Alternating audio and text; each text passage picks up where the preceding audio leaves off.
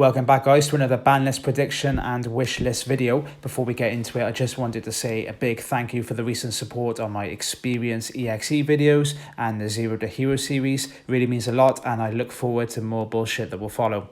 Don't forget to subscribe, like and comment and help a daddy out. Let's jump in.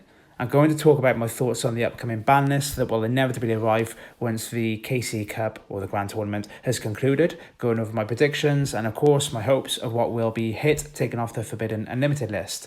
The decks and cards I'll be going over in this video will be based on the top decks currently in the meta, based on the power rankings on Duel Link's meta, as you can see here. So I just wanted to preface this video by saying that I really like the meta we're in right now. I think it's really well balanced. No one deck feels overly powered at the moment, but I still think there's a few things that might get hit. So let's just jump into them. First up is Resonators. Due to how new the deck is, I really doubt we're going to see anything happen, as it's not overly oppressive at the moment. It does absolutely clap going second and protects itself very well against OTKs thanks to Red Resonator. On the follow-up turn, if its board does get wiped, it is able to replenish its resources thanks to its amazing skill and Wandering King Wildland, being able to add a Resonator card from deck to hand. The deck is really consistent due to the combination of Resonator Call and the skill, but I don't feel like it's a problem yet. Also, the top performing variants of the deck are all running triple Book of Moon and triple Mystical Space Typhoon, so I think it deserves its time in the meta for all the whale players who splash out on the deck. The only thing I will say is that when a top performing deck is running semi-limited cards, looking at Treasure Trap Hole and Hey Trunade, Konami are paying close attention to you. So my hopes for the deck, I don't want anything to happen to this deck just yet. It's a really nice combo deck and I think it balances the meta out quite nicely. The skill is also balanced as it can only really be used in the Resonator deck at the moment, but that is it for this deck. Moving on to the tier 2 decks now, and the first one I want to talk about is Harpies. I had predicted on my previous Banlist video that we'd see a semi-limit eventually on the Harpies deck, and I think it's looking more likely now. The deck prior to Resonators being released was absolutely clapping the meta, but Resonators have kind of knocked back the power of the deck and its popularity as well. So I did predict a semi-limit to Elegant Egotist, and I think that's more than likely what we're going to see get hit, if anything at all. This is purely just to stop players running Treacherous Trap Hole, which is being played in about 74% of the Harpies decks at the moment as of time of recording this video. And by semi-limiting Elegant Egotist, you really not hitting anything that is core to the deck. All of the top sort of best performing Harpies decks are only running 2 Elegant Egotists anyway, so you are basically forcing players to choose between consistency and board devastation that the Treasure Trap Hole brings. So I think that's what is going to happen. Now, what I hope will happen is, and I love this deck and I think it's amazing, but I think Swallow's Nest should be limited to 2. The only reason I say this is because when it's used at the optimal time, you can potentially look to bounce an opponent's monster, destroy a back row card, and add up to 2 spells from deck to hand by tributing a Harpy card and special summoning Harpy Perfumer from the deck.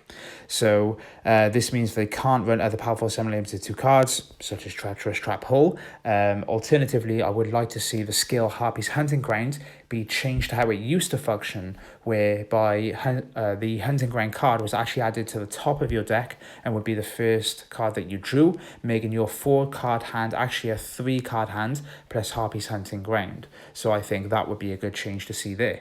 Next is Thunder Dragons. So my prediction is that Thunder Dragon, which is one of my favorite decks in Duel Links actually, unfortunately has been in the meta for quite a long time, so I feel that Konami is probably about ready to kill it off. I think they're looking to potentially semi-limit Thunder Dragon Raw, as a majority of the decks are running this at 2 anyway, and it is a free-to-play card, which makes it even more likely, so no one can be butthurt and say they spent their mum's hard-earned money on it, because you get given it for just ranking up Milkable, I think. So by semi-limiting Thunder Dragon Raw, it means you can't run Gold Sarcophagus or Charge of the Light Brigade in the deck, which pretty much guarantees the deck won't see competitive play anymore, unless there's any other variants I'm not aware of that could perform well. Alternatively, I think they might limit Thunder Dragon Dark to 3, so it can't be used alongside Battling Boxer Veil, which is a toxic card and I bloody hate it so much. This will stop the rank 4 plays and reduce the deck's protection against OTKs. Now, what I hope will happen is I hope they don't hit anything on the deck, to be quite honest. As a combo deck like this, is so much fun to play, but I also recognise that Chaos Dragon Levineer is a seriously impressive card, that the deck will only get better when they release more support for the archetype, because there's quite a lot of cards we don't have yet for this deck, so it could just only really get stronger as more support is released. Onomats are next, and to be honest, I don't really have a problem in the deck at the moment. I think, or my prediction would be that the changes that they made to the skill and the semi-limit of Gaga Sister in the most recent ban list have done enough to keep the deck in check. It's still really strong, so I think that's fine. What I hope will happen is I hope they just leave it, to be honest. The deck is really expensive, pretty much as expensive as eating a bar of chocolate made of fucking gold. It's bad practice to hit an expensive deck, I think, again, because it just means that people will think twice before spending their mum's money on virtual cardboard that has absolutely no intrinsic value. So yeah, I think it's fine as it is. Next on the chopping block is Water Xyz. Honestly, I really like this deck and I don't have a problem with it. I think Deep Sea Diva is such a great card. But what I think, or where I think the issue lies, is with the tech choices, that being Treacherous Trapple and the Necrovalley. I think what will happen is we're probably going to see a semi-limit of Necrovalley, which I think makes a lot of sense. It's a cheesy card that guarantees wins against certain matchups. It really hurts Thunder Dragons, Fire Kings and Resonators, unless they can draw one of their few outs, if they even run them. So, for example, Thunder Dragons don't often run back row removal, so it can be pretty much a one card that just completely shuts down that deck and just wins the game. I'd be very happy if they did semi-limit Necrovalley. Playing that and Treacherous Trapple just feels really powerful. The main core of the deck itself is not all that powerful. I know Deep Sea Diva is a great card, but you know, in terms of meta play, it is a solid tier 2 deck, but it's nothing, you know, that's going to be sort of tier 1. It just relies on back row too much. It's kind of like how Shiranui plays, but not as oppressive and a pain in the ass to deal with as that deck is. So it relies heavily on its skill as well. So I don't think we need to hit the skill because it's only being used in this deck. And yeah, and all it really does is set up the ability to shut down the graveyard with Abyss Dweller, and then being able to potentially pop a face-up or face-down card. But that's about it. You know, it just kind of relies heavily on the back row to kind of, you know, have the main success that it does. So other than that, I think it doesn't really need to be hit. Honestly, Viking is just completely fine as it is. Although it is running Kite Void and Battling Boxer Veil, I think that the deck isn't really doing enough that it needs to be hit again. Although, you know, I can appreciate that Garunix is an absolute fucking pain in the ass when it starts looping and destroying monsters. But it's not doing enough in the tournament scene and really the meta scene that it's going to be a problem. So I don't think anything's going to be hit. And quite honestly, I'd be fine with that as well. I don't really encounter the deck too much. I haven't played the deck myself, but it's pretty cool. You know, it's got a nice little sort of gimmick of being able to just kind of summon from graveyard, pop the field. But other than that, I don't think there's anything that needs to be done. And if it did receive a hit, I think it would just fall off the meta entirely, which would be a bit gutting, really, because it's nice to have a good sort of variety of decks in the sort of tier 1, tier 2, and tier 3 spots. So it doesn't really need to be hit, in my opinion. So that is it for the tier 1 and tier 2 decks. And now we're moving on to tier 3.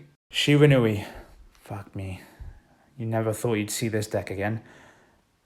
I think the Konami are ready and waiting for this deck to slip up, and its recent win in a tournament has seen a resurgence in the deck's popularity, and it's just waiting to get butchered the fuck, I think. It avoids a hit. If it avoids a hit this time, but continues to see play, Konami are definitely ending this deck's whole career on the next ban list. My hope is that we just kill the deck, to be quite honest with you. I think everybody and their nan is just fed up of seeing it, so I would like to see something like the Samurai Skull be limited to 2, and I think it'll just hurt the consistency so much that losing to it just wouldn't feel bad. You'll just feel unlucky at that point. So you know, there's so many cards that are within this deck that have been semi-limited already. So let's just add a couple more to it. Why the fuck not? I think we need to close a chapter on this deck. You know, everybody's so fed up of fucking Triamid that it's just crazy that it's even seeing competitive play now. And the fact that it is, I just really hope somebody in Konami is just looking at this deck and just think, let's do one for the boys and let's just fucking destroy this deck. So for Yosenju and Tech Genus, I'm just going to kind of lump them in together here. Prediction-wise, I just don't think anything is going to be hit on either of the decks. They're not really performing fantastically well. You know, we're seeing a couple of tops here and there, but it's not really all that consistent. Yosenju were already running Battling Box of Veil and Kiteroid, so if you were to hit anything in the deck, it would just really cripple it. And I think this deck is kind of seeing a resurgence in popularity thanks to the Fire Formation Tenki card being released. So it's nice, you know, we got a good meta, we got more decks that are seeing a decent amount of play, and yeah, there's just nothing that needs to be hit on it. Tech Genus is too new to hit, and it only really plays Hatronade of the semi-limited cards because it just struggles with back row, so I think it kind of needs it. And to be honest, I just hope they don't touch the decks. I hope that Yosenju and Tech Genus just remain the way they are. They're completely fine. It's nice to have that good variety. I know I've kind of, you know, laboured the point on a little bit hard in this video, but we are in a really good meta right now. You know, we come out of Blue Eyes and Dark Claws just crushing every deck that played against them, and now we're in a meta where there's about 6 to 8 decks that are doing quite well, and any one of them can have the potential to win in the right matchups, and you know, with a little bit of luck and everything else. So yeah, I'm really happy, and I hope they don't make such drastic changes to the meta at the moment. But I recognize that, you know, another 3 months of this meta, people are going to complain that it's stale. So, you know, changes do need to happen regularly to keep the game fresh and exciting for us. And the last deck I want to talk about is Cyber Dragon. Now, this deck is just an OTK machine. It's got a limit, a semi-limit, a limited to 3 on many cards that a lot of Cyber Dragon players are running. My prediction is that they're in a weird spot at the moment, to be honest. Many people are asking for Cyber Dragon Structure deck to introduce the Cyber Dragon Nova XC's cards, but equally a lot of people want this deck killed. I think that one of two things will happen here. The first is nothing, as the deck is doing very little right now, and you know, it's not seeing major competitive success. It's just one of those decks that pops up and just catches you off guard, and if you're not prepared for it, you're going to die. Or we're going to see some of the limited cards removed from the list to boost sales of any Cyber Dragon support going forward. So anything like the Cybernetic Overflow or the Cybernetic Fusion support, I think if we see any of these come off the ban list, that probably means that more Cyber Dragon support is coming. There's so many cards to introduce, and it's such a popular archetype that it will always have a place in the game, much like Blue Eyes, much like Dark Magician. When they decide to give us more support for this archetype, we're going to see a change in the ban list. They're going to come off, and it's just going to boost sales because this deck is just so well loved. My hope, though, with all of that being said, I really hate losing to this deck. It's just such a fucking pain in the ass. I'd like to see a semi-limit on Cyber Dragon Core just to put this deck to bed. So I can just drink the tears of anyone who loves this deck. Also erase a skill from the game and delete the account of anyone who mentions the skill's name. The very act of mentioning Cyberstar would be punishable by castration because I fucking hate losing to this deck. It's not as bad as Shiranui. I know I've kind of gone in a little bit hard here, but that's just what I hope happens. So that is it for the decks. Looking at individual cards, I'd like to see some Karakuri cards come off the list. As the deck was in the meta for such a brief period of time, it'd be nice to have another combo deck to play with. Maybe Nanishi, which is currently semi-limited, and Inasichi, which is currently restricted to 1, or come to limited to 3 between them. So you can only run 2 of one and 1 of the other. Just gives you a bit more variety to choose between. Do you want to run 3 Nanishi, or 2 Nanishi and 1 Inasichi, or 2 Inasichi, I feel like I'm saying that name wrong, and 1 Nanishi. And that just gives you a few different ratios to play around with. Then I think Dakini can come off the list. Cyber Angels ain't doing anything noteworthy, and nor would they if Dakini came off the list entirely. So I think there's no reason for it to be there. Shien's Dojo, this is for 6 Samurais. I think that can come off too, and I think they should probably put Dual Wield on there on the semi-limited list because it is the only issue card. So that what this would mean is that the deck can consistently get out Shien, but not have it protected with a trap that bounces 2 cards, as well as any other sort of powerful semi-limited cards. So that's about it for the video. Be sure to let me know your thoughts on how much you agree with my list, which you all should, because Daddy knows best. And if there's any cards, decks or skills you'd like to see hit on the upcoming ban list, or even a future one. But before you go, make sure you click that subscribe button. Peace and love. Look after yourself. Daddy Duel Link signing off. Peace.